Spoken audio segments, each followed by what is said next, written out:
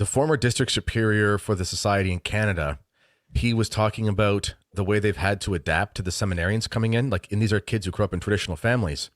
But, you know, even in a traditional Catholic family, it's like we still have air conditioning and heat and you know, food in the fridge. Like, we still don't have to be tough in any way that the pioneers of Canada or the settlers of the, you know, the Dakotas had to be, or anything like that. You know, it is a marathon. It's not a sprint. So don't go into fasting and say, I'm going to do a black fast for a week. No, you're not.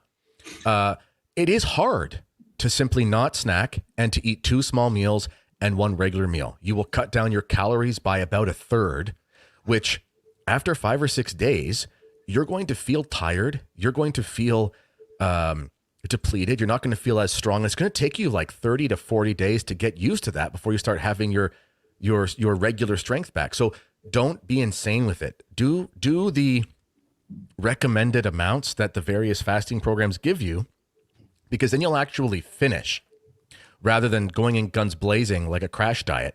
And then after 2 weeks, you can't take it anymore.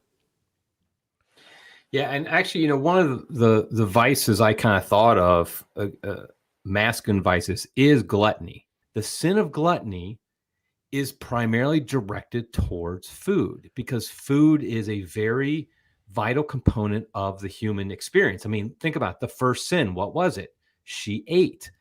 The greatest sacrament, the blessed sacrament. What is it? It's food. It's actual food that you put in your mouth and chew and swallow.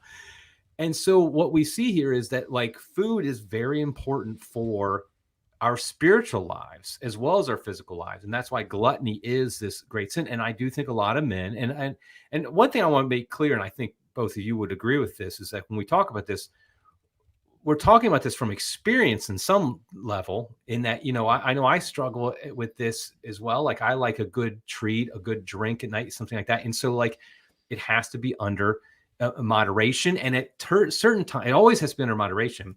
In certain times a year, certain seasons, it's even more than moderation. It's just restricted. Like, you know, so in Exodus 90, you don't drinking alcoholic drinks. Is that what it is, Kennedy? You don't do alcohol, no sweets, no snacks. Okay. Yeah. See, those are great things, all 3 of those, because that is the danger is, like, you're grazing all day, and you never have that belt tightening, and you become, and this is, you know, I've read books on this, is from a scientific standpoint, you become addicted to food, and it's a real addiction where it becomes very difficult to break. And so a lot of people, by the time they come around to maybe an adult conversion where they're like, okay, I'm going to take my faith seriously, they are truly addicted to food, which is why they have to listen to what you just said, Kennedy, which is, if you try the whole, like, black fast and all that stuff immediately, you're going to have a struggle. You need to work into it.